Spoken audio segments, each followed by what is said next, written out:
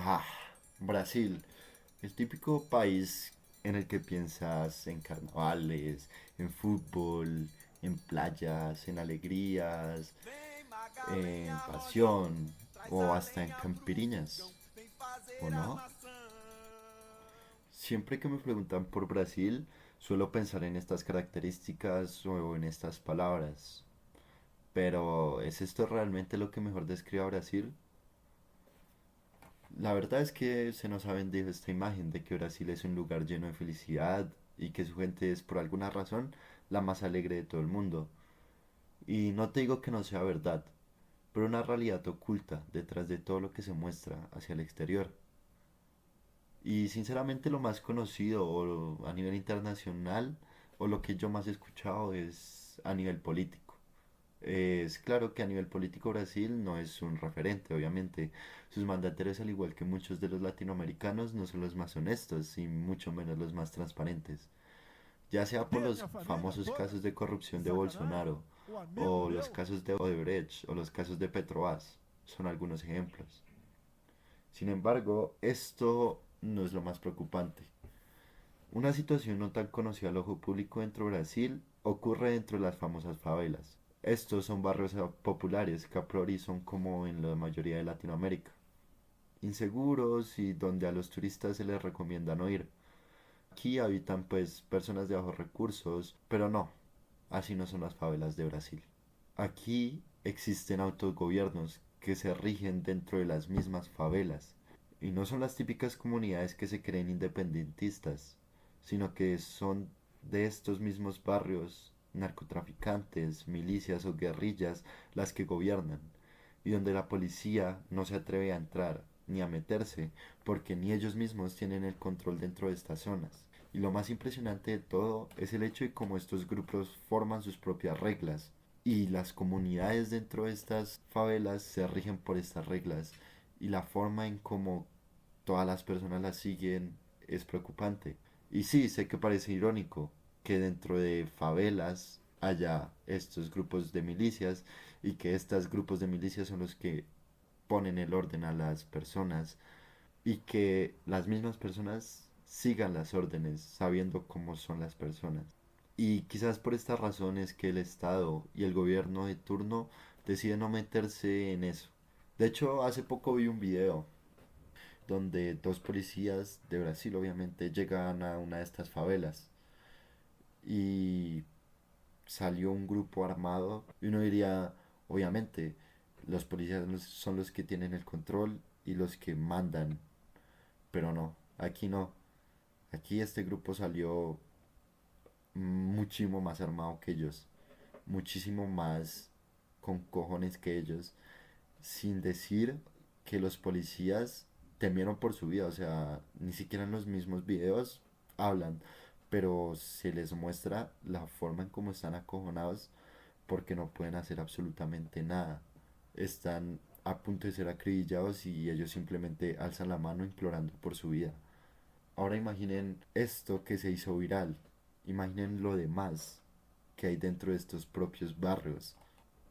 De hecho, una de las cosas que más me impresionó al estar investigando esto fue la existencia de un control migratorio para regular la entrada y salida de personas que no sean del propio barrio.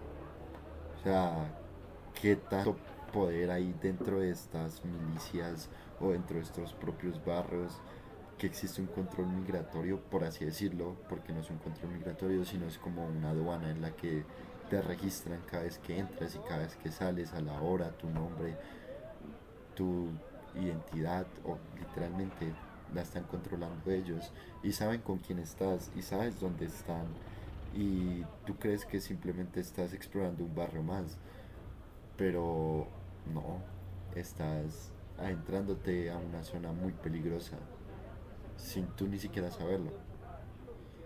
Ahora, es impresionante cómo esto obviamente no se muestra ni se cuenta. Y la forma en cómo el propio gobierno de Brasil intenta ocultar esto, al ignorarlo y ni siquiera mostrarlo un poco.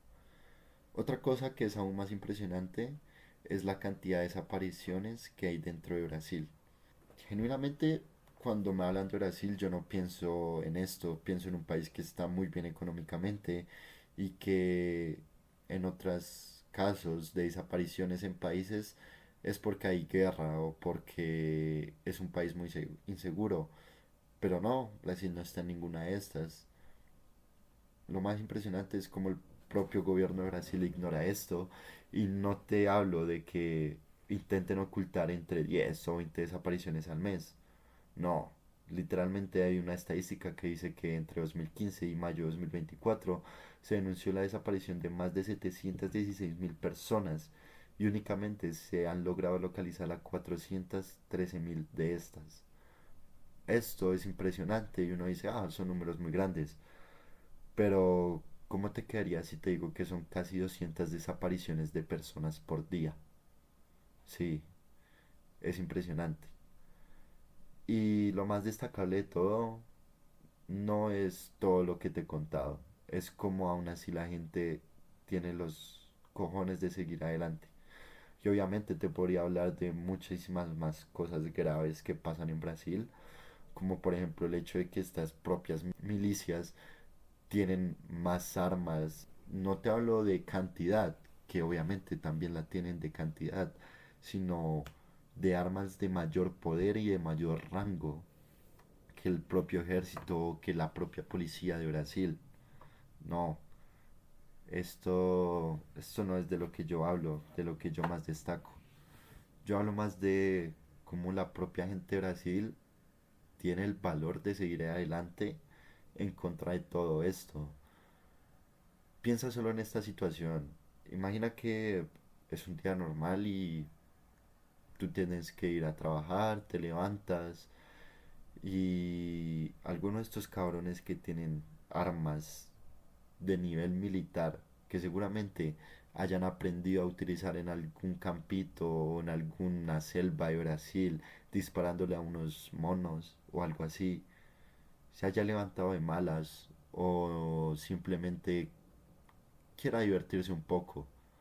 A lo que hablo es que es impresionante cómo la gente sigue con su vida, con el hecho de saber que un día puede haber alguna ocurrencia o algún alboroto de alguna de estas personas solo porque sí. Obviamente, sin contar los enfrentamientos que hay entre los policías y de los propios grupos, que no te hablo de casos a diario, pero semanalmente se pueden ver uno o dos. Y las personas aún así siguen viviendo en estos lugares y siguen echados para adelante, como se dice en mi país.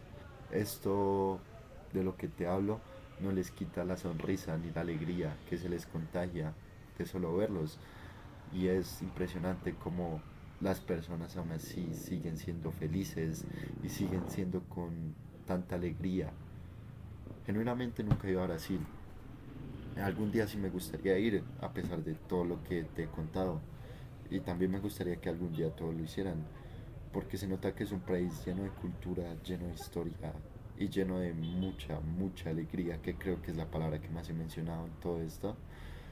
Pero sí es impresionante la forma en cómo las propias personas no se dejan sobrellevar de todo esto y aún así siguen adelante con su vida y como literalmente si tú vas a Brasil, creo que al menos en las partes turísticas todas las personas que te encuentres son brasileñas y todas las personas intentan salir adelante con sus propios negocios o con sus propias ventas o con sus propios lugares, contándote las historias, contándote cualquier tipo de cosas. Y sí, Brasil sigue siendo un país muy, muy alegre. Y respondiendo a la pregunta inicial de todo este video sobre si esas palabras eran lo que mejor describe a Brasil, diría que sí, porque aparte de las desigualdades, de todo lo que hay dentro de Brasil, lo que mejor describe a un país es la forma en cómo sus propios habitantes en las propias ciudades, en los propios barrios populares, se describe y se autopercibe y la verdad es que muchas veces sí. Brasil es fútbol, carnavales, playa, alegría, pasión y en algunas ocasiones caipiriña.